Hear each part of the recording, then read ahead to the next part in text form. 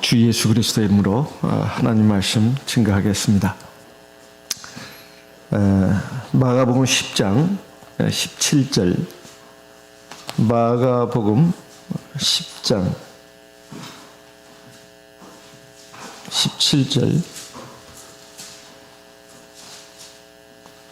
같이 읽어보겠습니다. 마가복음 10장 17절 같이 읽겠습니다. 예수께서 길에 나가실새 한 사람이 달려와서 꿇어 앉아 묻자오되, 선한 선생님이여, 내가 무엇을 하여야 영생을 얻으리까? 마가복음 10장 17절 이하로 마지막까지 보게 되면 주님께 나와서 세 가지의 소원을 아랜 장면이 나옵니다. 이것을 보게 되면 어떤 소원은 이루어지고 어떤 소원은 이루어지지 않는 것을 볼 수 있습니다. 우리가 보통 하나님 앞에 기도할 때 무엇이든지 그냥 구하기만 하면 하나님께서 틀림없이 주신다, 이렇게 생각을 하고 구하는 경우도 있습니다. 그런데 오늘 이 마가복음 10장 이 후반부에 나오는 이 세 가지 소원을 보게 되면 우리가 하나님 앞에 뭘 구하는 거, 기도하는 거 말고도 우리가 하나님 앞에 마땅히 가져야 될 자세, 그리고 구체적인 어떤 행동이 있어야 된다 하는 것을 알 수 있습니다. 이것은 무슨 뭐 돈을 써야 된다 뭐 이런 것이 아니고요, 어떤 믿음의 대가를 치러야 그 소원이 하나님께 응답을 받는다는 것을 알 수가 있습니다.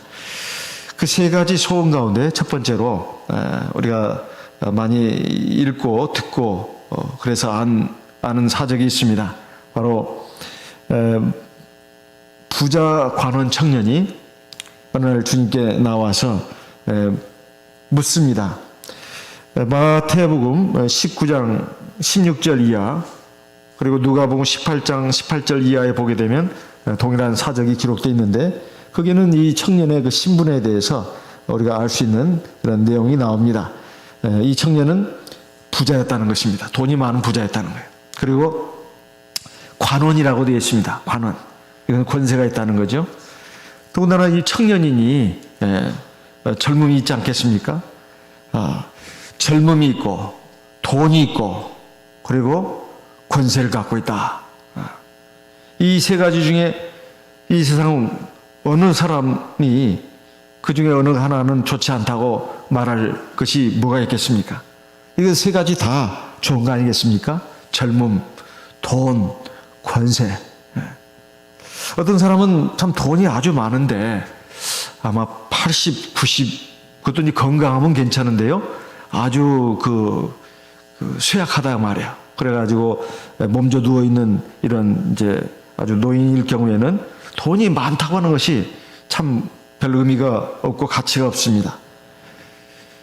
그런데 사실 시간이 이제 흐르게 되면 그 돈 많은 그것도 결국은 다 허무한 걸로 끝나고 맙니다. 그런데 이 청년은 돈이 아주 많고 권세도 갖고 있고 거기다가 또 젊기까지 하니 얼마나 참 많은 사람들이 부러워하는 것을 갖고 있습니까? 도대체 이런 인생에게 무슨 아쉬운 점이 있겠습니까? 그런데 참 뜻밖에도 이 청년은 한 가지 아쉬운 점이 있었다 이 말이에요. 그것은 뭐냐면은 바로 영생을 얻는 것. 이것이 이 청년에게 있어서는 참으로 아쉬운 점이었습니다. 이 청년이 알았습니다. 젊음이라고 하는 것은 곧 지나가는 것이다. 굉장히 참 똑똑한 청년이죠.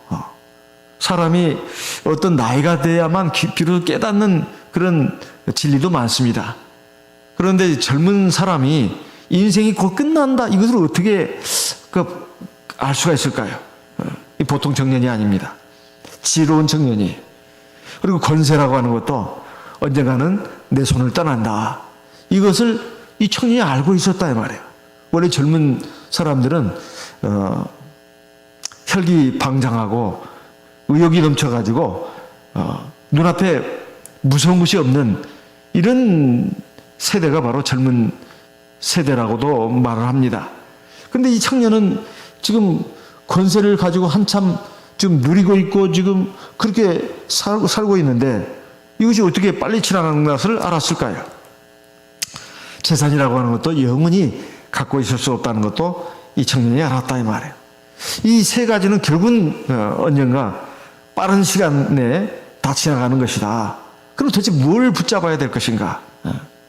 이것은 사실 하나님의 말씀이 기록된 성경의 주제이기도 합니다. 이 세 가지 모두가 지나간다면 이거 대체 뭘 잡아야 되냐 이 말이에요. 사실 성경에서 우리가 잘 알고 있듯이 솔로몬 왕이 세상의 모든 것들을 다 누린 사람 아닙니까? 부귀, 권세, 향락 이 모든 것을 다 누렸다 이 말이에요. 그가 젊은 시절 또 장년 시절 뭐 다 보냈죠. 모든 걸 갖고 막 흠뻑 누렸습니다. 그런데 이제 그가 세상을 떠날 날이 가까이 오니까 비로소 깨달았습니다. 해 아래에 있는 모든 것은 다 헛되다. 그 어느 것도 영원히 누릴 수가 없고, 그리고 이제 영원한 세계로 가지고 갈 수 없다. 이것을 깨달았습니다. 그래서 전도서를 쓴 거 아니겠습니까? 잠언을 쓴 거 아니겠어요? 근데 이 청년은 이 젊은 때에 그걸 깨달았어요. 근데 솔로몬보다도 더 지혜로운 사람이라고 할 수 있죠. 솔로몬은 만년에 가서 그걸 깨달았는데, 이 청년은 젊을 때 그걸 깨달았다 이 말이에요. 이 보통 청년이 아닙니다. 이 젊을 때, 한창 잘 나갈 때, 인생의 그 결국을 보았다는 것입니다. 사람이 늙어서 생각할 문제입니다. 아니, 나이가 들어도 그거 생각 못하는 노인들도 굉장히 많습니다. 그런데 이 사람은 늙어서 정말로 지혜가 있다면 깨닫게 되고 생각할 그 문제를 갖다가 젊은 시절에 그걸 생각하고 그걸 추구했다는 것입니다. 그래서 많은 사람들은 그러지 않습니까? 교회 좀 나가자, 하나님 믿자 그러면은 아이고 신앙이라고 하는 것은, 종교라고 하는 것은 나이 든 노인네들이나 갖는 것이지 젊은 사람들, 중장년들이 뭐 그렇게 그 하나님 찾고 교회 나가고 그럽니까? 제가 이제 나이가 좀 들면 좀 한가해지면 그때 가서 한번 좀 생각해 보겠습니다. 이렇게 말하는 사람들이 적지 않습니다. 근데 사실은 사람이 언제 어떻게 될지 모르잖아요. 꼭 나이가 들어서 세상 끝나는 건 아니지 않습니까? 젊은 시절에도 끝날 수 있고, 그리고 나이가 들어서 꼭 하나님을 믿는다는 보장도 없잖아요. 정신이 힘이 희미해지고, 그리고 여전히 그 철이 안 드는 경우도 있습니다. 그래서 이 사람이 이 영생의 문제를 생각했다고 하는 것은 굉장히 성숙했다 하는 것을 알 수가 있습니다. 인생이 끝날 때 비로소 이게 아닌데, 정말로 내가 인생에서 정말로 궁극적으로 추구해야 되는 것은 영원한 삶이었는데, 영원한 가치였는데, 이것을 깨닫고 그냥 뭐 절망하고 불안해하면서 자포자기한 심정으로 세상을 떠나는 사람들이 얼마나 많은지 모릅니다.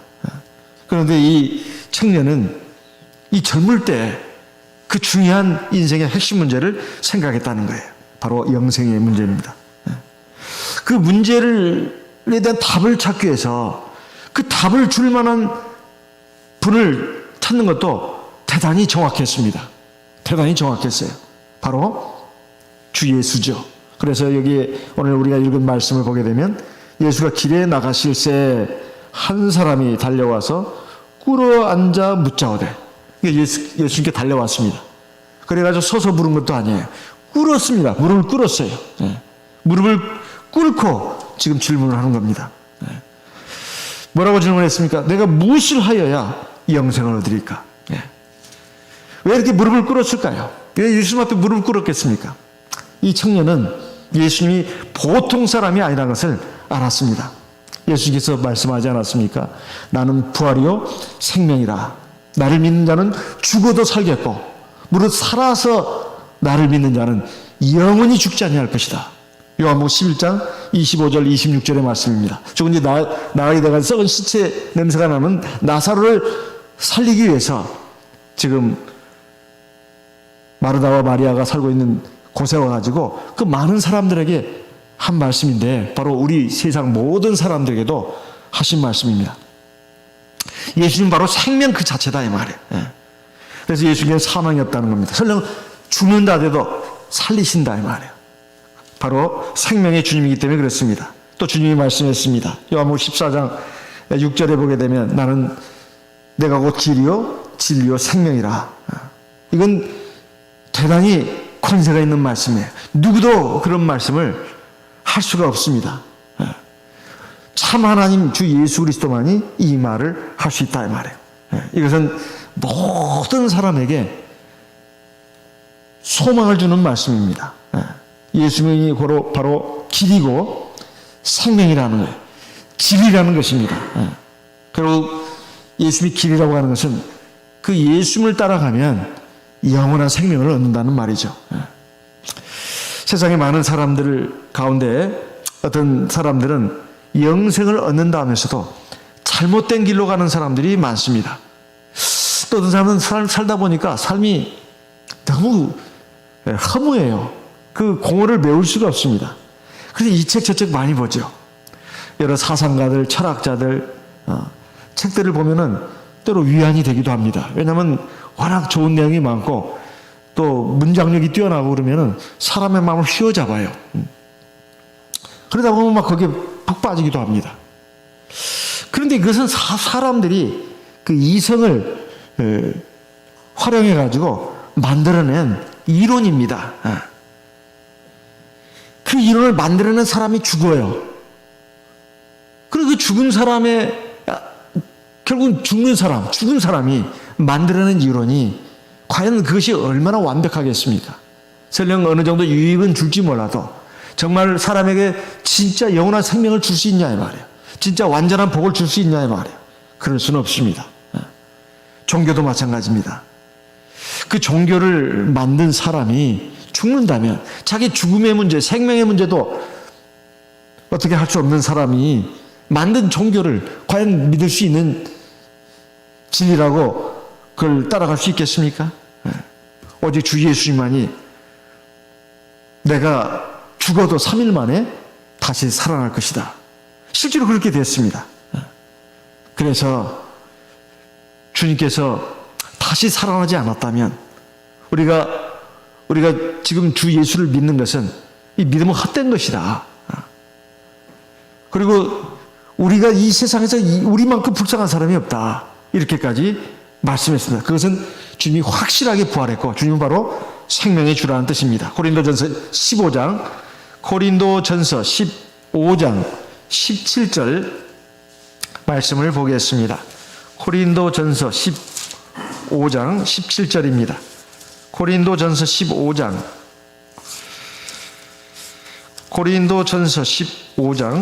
17절 그리스도께서 다시 사신 것이 없으면 너희의 믿음도 헛되고 너희가 여전히 죄 가운데 있을 것이요. 그 다음에 19절 만일 그리스도 안에서 우리의 바라는 것이 다만 이 생뿐이면 모든 사람 가운데 우리가 더욱 불쌍한 자리라. 20절 같이 읽겠습니다. 그러나 이제 그리스도께서 죽은 자 가운데서 다시 살아 잠자는 자들의 첫 열매가 되셨도다. 그 다음 22절이요. 아담 안에서 모든 사람이 죽은 것 같이 그리스도 안에서 모든 사람이 삶을 얻으리라. 이게 바로 예수님이 참 하나님이고 참 생명의 주라는 뜻입니다. 이것을 증명을 하셨다 이 말이에요. 십자가에서 죽으시고 무덤에 들어가셨다가 3일 만에 부활하셨다는 거예요. 그래서 우리에게 생명의 주가 됐다 이런 말입니다. 예수께 믿음으로 연합한 자들은 다 이렇게 생명의 부활로 나온다 그런 말이에요. 우리는 잘 알고 있지 않습니까? 예수를 구주로 믿고 물과 성령으로 거듭나면 우리가 마지막 날 다 하나님의 나라에 들어갈 때 영광의 몸으로 부활한다는 걸요. 이 부자 청년은 바로 올바른 대상을 찾았습니다. 내 이 근원적인 삶의 문제를 어떻게 해결할 것인가? 답을 어디서 찾아야 할 것인가? 주 예수입니다. 지금 올바로 찾아왔다 이 말이에요. 그래 질문을 한 겁니다. 내가 무엇을 하여야 영생을 얻으리까? 우리는 그 결론을 잘 알고 있지 않습니까? 이 청년이 영생을 얻었는지 못 얻었는지. 이 청년은 올바른 대상을 찾았는데 근데 이 영생을 왜 얻지 못했을까요? 마가복음 10장 22절 말씀을 보겠습니다. 마가복음 10장 22절 마가복음 10장 22절 그 사람은 재물이 많은 거로 이 말씀을 인하여 슬픈 기색을 띠고 근심하며 가니라. 얼굴색이 변했다 이 말이에요. 근심하면서 주님을 떠나갔습니다. 이 주님을 떠나는 것은 바로 이 영생을 떠난 것이다. 생명을 떠난 것이다. 이런 말이에요. 영생을 구하면서 영생을 얻지 못했습니다. 왜 그랬을까? 우리가 잘 알고 있습니다. 거기에는 치료할 대가가 있는데 그 대가를 치르지 않았다는 것입니다. 우리가 공부하는 학생들을 보게 되면 다 대가를 치러야 되잖아요. 낮에도 공부하고 밤에도 공부하고 학교 지나가는 학생들뿐만이 아닙니다. 직장에 들어가려고 하는 청년들도 다 취업 공부를 하지 않습니까? 어떤 자격시험을 준비하는 청년들도 공부를 해야 합니다. 그래야 그에 합당한 실력을 갖춰가지고 그 자격을 갖추고 결국은 그 원하는 것을 얻지 않겠습니까? 오늘날처럼 자유롭고 이 풍요로운 시대에 살고 있는 모든 사람들이 참 좋은 점은 교회가 균등하게 주어졌다는 거예요. 이 공산 독재사회 또 전제 왕정 시대는 그럴 수가 없었습니다. 이 신분제가 있어가지고 그걸 뛰어넘을 수가 없어요. 그래서 누구나 다 기회가 균등하게 주어졌다고 하지만은 이것은 어디까지나 시작일 뿐이다 이 말이에요. 힘을 다해서 노력을 해야 신분이 상승할 수가 있습니다. 우리가 이 사회 현실을 이해한다면 어떤 자기가 원하는 걸 얻기 위해서는 반드시 그 대가를 치러야 된다 이 말이에요. 이 청년은 그 대가를 치르는 것을 원치 않았습니다. 영생을 얻는 것, 이것은 하나님의 은혜인 건 틀림없습니다. 그래도 거기에는 마땅히 치러야 될 우리 대가가 있다 이 말이에요. 그 대가가 뭐겠습니까? 주님은 두 가지를 말씀했습니다. 하나는 바로 19절에 말씀하고 있습니다. 마가복음 10장 19절 네가 계명을 안 하니 살인하지 말라, 간음하지 말라, 도적질하지 말라, 거짓 증거하지 말라, 속여 취하지 말라, 내 부모를 공경하라 하였느니라. 지금 이 10계명을 말씀하고 있는 겁니다. 우리가 잘 알고 있습니다. 10계명에 대해서 앞에 4계명은 하나님을 사랑하는 계명이고 뒤에 6계명은 사람을 사랑하는 계명입니다. 이건 인류 도덕의 기본이기도 하죠. 그런데 말이에요. 10계명을 잘 보시게 되면 앞에 4계명 말고 뒤에 6개 계명 있잖아요. 부모를 공경하라부터 시작해가지고 맨 뒤에 그 탐내지 말라는 계명까지 그 6개 계명은 하나님 믿지 않는 사람들도 그거 다 옳다고 인정합니다. 살인하지 말라, 간음하지 말라, 도적질하지 말라, 거짓 증거하지 말라, 탐내지 말라. 이거 다 알고 있다 말이에요. 부모 공경하라. 왜냐하면 하나님이 모든 인간에게 기본적으로 양심을 다 심어놨어요. 그래서 하나님 믿지 않는 사람들도 이거 다 인정합니다. 이거 인정하지 않는 사람이 없어요. 그런데 앞에 4개는 성령의 감동이 없으면, 성령의 인도함이 없으면 그걸 꼭 인정하지 않습니다. 뭐 하나님만이 진짜 신이야? 우상 만들고 그것은 내 마음대로 내가 신을 만드는 건데 뭐가 잘못이야? 이것입니다. 그러니까 앞에 4계명, 하나님을 사랑하라는 그 계명은 성령의 감동이 없이는 옳다고 인정하기가 어렵습니다. 그리고 따라가기 어려워요. 그런데 사람이 영생을 얻으려면 이 계명을 지켜야 된다고 주님이 분명히 말씀했습니다. 이 계명은 사실 우리가 하나님 나라 영생을 얻는데 꼭 필요한 것입니다. 그래서 계시록에도 보게 되면 이 말씀이 나옵니다. 계시록 12장 17절 말씀을 보겠습니다. 계시록 12장 17절입니다. 계시록 12장 17절 같이 읽어보겠습니다. 계시록 12장 17절입니다. 용이 여자에게 분노하여 돌아가서 그 여자의 남은 자손 곧 하나님의 계명을 지키며 예수의 증거를 가진 자도 더불어 싸우려고 바다 모래에 섰더라. 이 말세에 마귀가 하나님의 남은 백성들하고 싸우려고 섰는데 이건 하나님 나라의 구원의 완성에 들어갈 그런 백성들이죠. 마귀가 마지막 공격 대상으로 삼는 사람들이 그 사람들인데 특징이 있습니다. 예수의 증거를 가진 자, 예수 이름으로 세례받고 예수의 영을 받은 사람, 성령을 받은 사람을 말하는 것입니다. 그리고 또 하나님의 계명을 지킨다고 되어 있습니다. 계시록 14장 12절 말씀도 읽어보겠습니다. 이제 하나님 나라에 들어가는 사람들이 갖춰야 될 조건에 대해서 말씀하고 있는데요. 계시록 14장 12절 같이 읽어보겠습니다. 성도들의 인내가 여기 있나니 저희는 하나님의 계명과 예수 믿음을 지키는 자니라. 그러니까 하나님 나라에 들어가면 첫째 성도가 되어야 된다는 거예요. 예수를 구주로 믿고 물과 성령으로 거듭나면 뭐가 돼요? 성도가 돼요. 성도가, 하나님의 성도가. 그리고 나서 예수 믿음을 끝까지 지켜야 되고 그다음 뭐요? 하나님의 계명을 지켜야 된다 이 말이에요. 그것도 끝까지 지켜야 합니다. 끝까지 지키려면 인내가 있어야 돼요. 성도들의 인내가 여기 있나니 이건 인내라고 하는 건 끝까지 지키는 데 있어서 필요한 덕목입니다.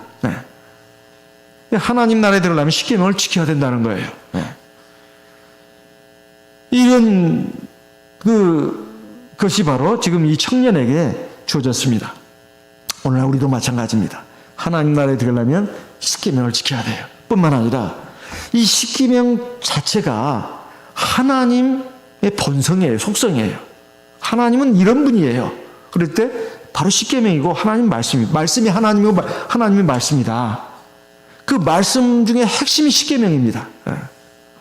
그래서 우리가 십계명을 지켜나가게 되면 그 지키는 사람이 하나님을 닮아가는 거예요. 하나님을 닮아가는 거예요. 이걸 갖다 뭐라고 그러냐? 경건이라고 합니다.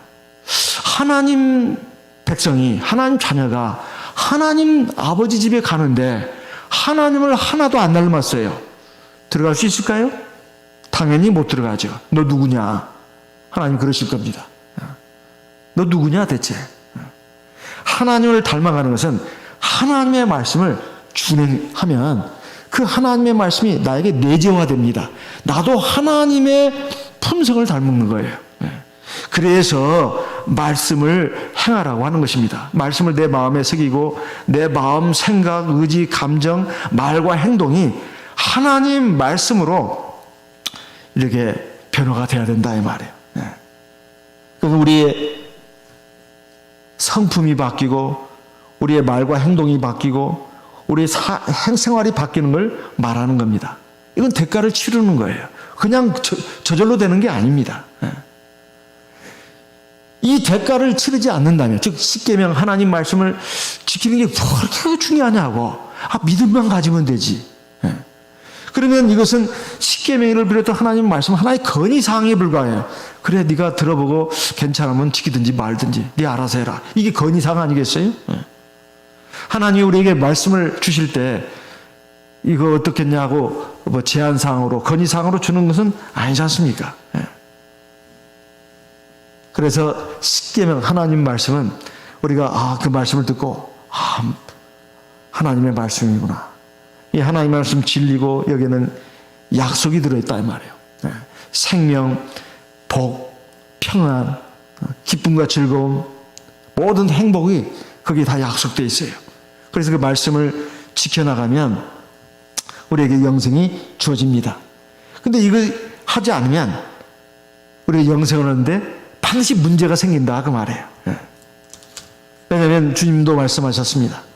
나의 한 그 말이 세상 마지막 날에 그를 심판하리라. 요한복음 12장 48절의 말씀입니다.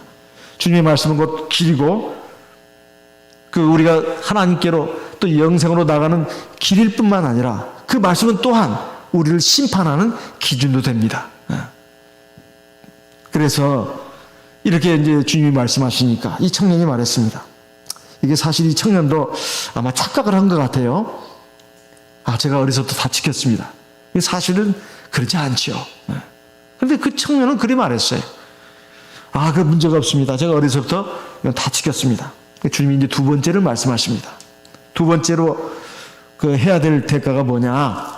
마가복음 10장 21절 같이 읽어보겠습니다. 마가복음 10장 21절. 마가복음 10장 21절. 예수께서 그를 보시고 사랑하사 가라사대 네게 오히려 한 가지 부족한 것이 있으니 가서 네 있는 것을 다 팔아 가난한 자들을 주라. 그리하면 하늘에서 보화가 네게 있으리라. 그리고 와서 나를 좇으라 하시니. 여기 보면 예수님께서 그를 보시고 그를 미워했다고 했습니까? 사랑했다고 되어 있습니까? 사랑했다고 되어 있어요. 그 청년을 보시고 사랑했다고 되어 있습니다. 가짜네 이놈이. 멸시했다고 그것도 아니었어요. 또 비웃었다? 그것도 없습니다. 그 청년이 그렇게 말하는 걸 보고 사랑했다 이렇게 되어 있어요. 설령 그게 사실이 아니라 하더라도 이 청년 나름대로는 최선을 다해서 하나님의 계명을 지키려고 애를 썼을 겁니다. 그 말이 사실은 하나님의 기준으로 보면 그 사실은 정확하지 않습니다. 바르지 않은 대답이에요. 그렇지만은 주님은 그를 사랑했다 이렇게 되어 있습니다. 두 번째를 말씀하시는 거예요. 내가 오히려 하나 부족한 것이 있다. 우리가 잘 아는 말씀입니다. 내게 있는 걸 다 팔아서 가난한 사람들에게 나눠주고 그리고 와서 나를 좇으라. 네가 다 나눠주면 하늘에서 보화가 있을 것이다. 사실 이 명령은 사실 누구도 따르기가 힘든 명령입니다. 그러면 우리가 이 말씀은 잘 알고 있습니다. 대체 우리가 하나님 나라에 들어가려면 우리 생명의 주님을 따라가려면 돈을 가져서는 안 된다는 말일까요? 돈을 벌 필요가 없다는 말일까요? 부자는 안 된다는 말일까요? 그런 말이 아닙니다. 그것은 바로 자기를 부인하라는 거예요. 자기를 부인하라. 마가복음 8장 34절 말씀을 보겠습니다. 마가복음 8장 34절입니다. 마가복음 8장 34절 같이 읽어보겠습니다. 무리와 제자들을 불러 이르시되 아무든지 나를 따라오려거든 자기를 부인하고 자기 십자가를 지고 나를 좇을 것이니라. 사실 이 청년에게 있어서 가장 큰 문제가 뭔가? 사람마다 정말 소중하게 생각하는 게 있어요. 소중하게 생각하는 거. 근데 그것 때문에 자기가 부정이 안 되는 거예요. 자기를 부정하는 게 뭘까요? 우리가 주님을 따라가려면 우리가 주님 그럽니다. 그럼 나는 종이요? 그런 말이거든요. 주님과 종, 주인과 종이라면 종은 자기가 없어요. 주인이 무조건 하라는 대로 해야 합니다. 그게 종이에요. 근데 우리는 주님 그러면서 사실 다 자기가 살아있는 경우가 많아요. 사실 우리 주 예수님은 완전하신 하나님 아닙니까? 우리가 이것은 지식적으로 잘 알고 있습니다. 하나님은 완전하신 분이다. 완전하신 분이다. 전지전능하시고 무소부지하시고 무소불능하시고 이런 분이다 이 말이에요. 그러면 주님께서 하나님께서 나에게 하기를 바라시는 것은 나에게 가장 좋은 것이다. 그걸 인정해야 되는 것입니다. 하나님은 완전하신 분이다. 그렇다면 그걸 지식적으로 아는 것으로 끝나서는 안 되는 이유가 완전하신 하나님이 나에게 바라시는 것, 나에게 뭘 하기를 원하시는 것이 있다면 그것은 나에게 가장 좋은 것이다. 이것을 인정을 해야 된다 이 말이에요. 그래서 우리가 하나님의 나를 향한 뜻에 대해서 완전한 믿음을 가져야 합니다. 그분을 말씀을 믿고 그분의 인도하신 뜻 안에서 자기를 부인해야 된다 말. 그렇다면 내가 주님이 내게 원하시는 것은 내가 무엇이든지 할 수 있다. 사실 이게 바로 자기를 부인하는 사람입니다. 그래야 주님을 따라갈 수 있다 이 말이에요. 근데 우리가 영생을 얻는 데 있어서 가장 큰 어려움이 뭐냐? 사실 뭐겠습니까? 세상에서의 그 성공, 나의 성취, 또 세상에서의 여러 가지 많은 유혹들, 그런 것일까요? 가장 그 근본적인 것, 가장 어려운 적은 바로 내 자신입니다. 내 자신이에요. 그러니까 모든 사람이 다 자기를 갖고 있어요. 이거 자아의식이라고 하죠. 자아의식. 쉬운 말로 조금 더 구체적으로 풀어서 말한다면 각자 자기의 꿈 이상을 갖고 있다는 거예요. 내 입장을 갖고 있다는 겁니다. 내 인생관을 갖고 있다는 거예요. 내 가치관이 있다는 거예요. 세상의 모든 것들이 나를 중심으로 해서 내가 생각을 합니다. 그리고 고려를 한다 이 말이에요. 내가 정말 하나님 나라에 들어가기를 원한다면 어떻게 해야 되느냐. 거기서 가장 중요한 첫걸음, 그리고 끝까지 가지고 가야 될 것이 뭐냐면 바로 그런 나를 내버리는 거예요. 근데 이게 보통 어려운 일이 아니잖아요.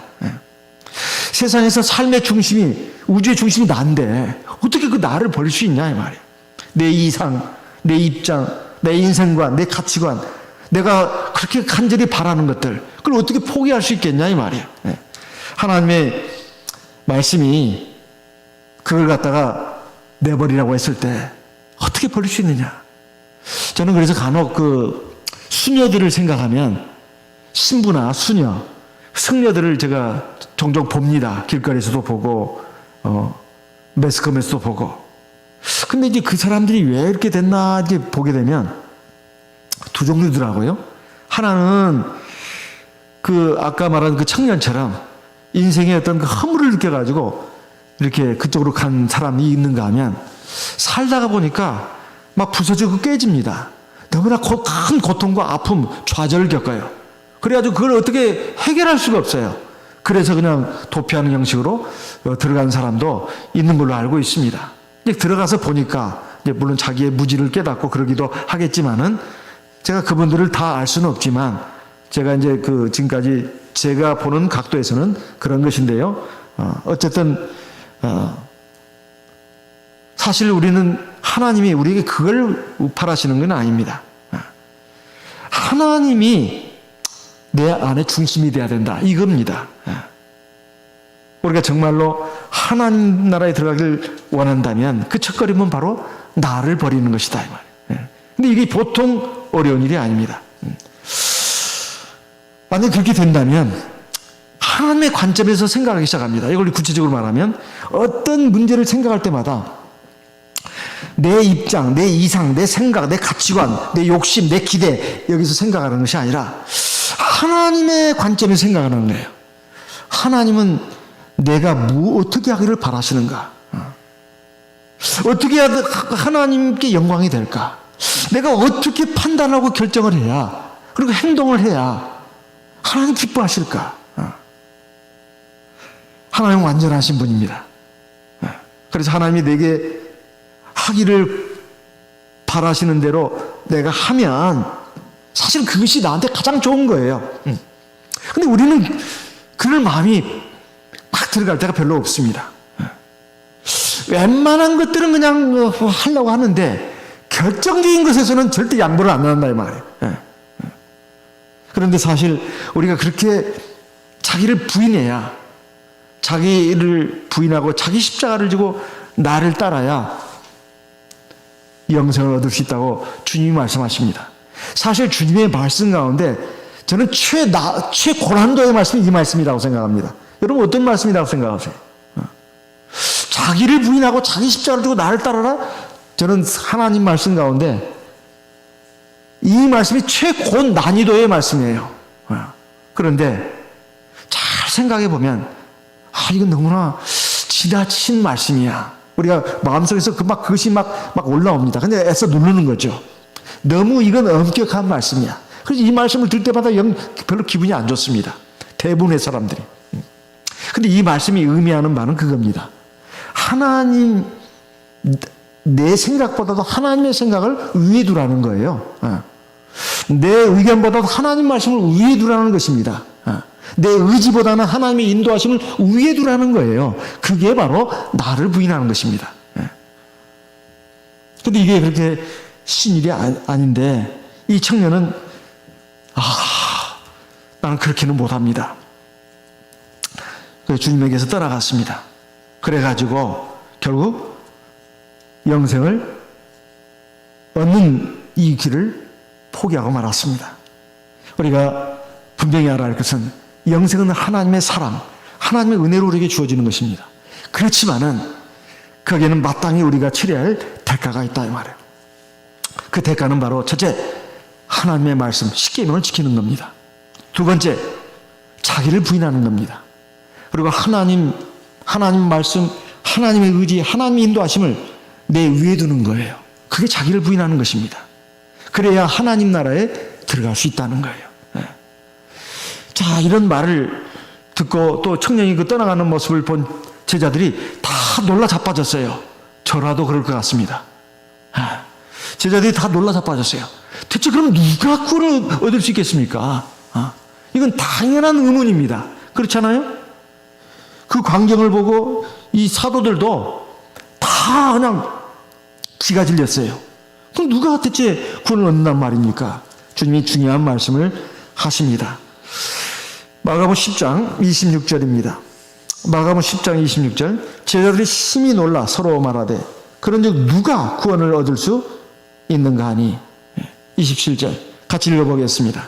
예수께서 저희를 보시며 가라사대 사람으로서는 할 수 없으되 하나님으로는 그렇지 아니하니 하나님으로서는 다 하실 수 있느니라. 이게 무슨 말씀인지 우리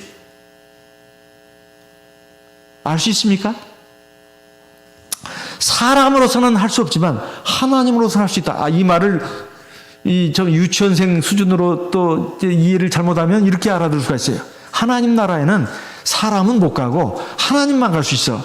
그 말이 아니지 않습니까? 그죠? 우리 사람이 하나님 나라에 들어가려면 계명도 지켜야 되고 그리고 자기를 부인해야 된다. 근데 사실 이 청년이 계명을 다 지켰다고 할 수도 없는데 주님은 그냥 어여삐 봐줬습니다. 자기를 부인하고 나를 따르라. 사실 이 말입니다. 근데 이게 못하고 하니까 그 주님의 말이 너무 지나치게 들린 거예요. 지나치게. 어떻게 자기 있는 재산을 다 팔아서 가난한 사람들 나눠주고 나를 좇으라. 나를 좇으라. 주님을 좇는 것은 괜찮습니다. 근데 있는 걸 다 팔아서 나눠줘 버리고 하늘의 상이 크니까 그렇게 하고 넌 나를 좇으라. 이건 참 감당할 수 없는 말씀을 하신 거예요. 이 부자 가는 청년이면 그런 게 아닙니다. 저와 여러분 모두에게 사실은 이런 말씀들이 다 주어졌어요. 사실은 그게 모양과 색깔이 조금씩 다를 뿐이지. 근데 결정적인 것을 우리가 포기를 안 하고 있는 그 경우도 있습니다. 그 때문에 이 업그레이드가 안 되는 거예요. 신앙이. 그리고 하나님 나라에 들어갈 만큼 이 믿음이 영성이 성장을 못하는 것입니다. 그런데 그것을 말해요.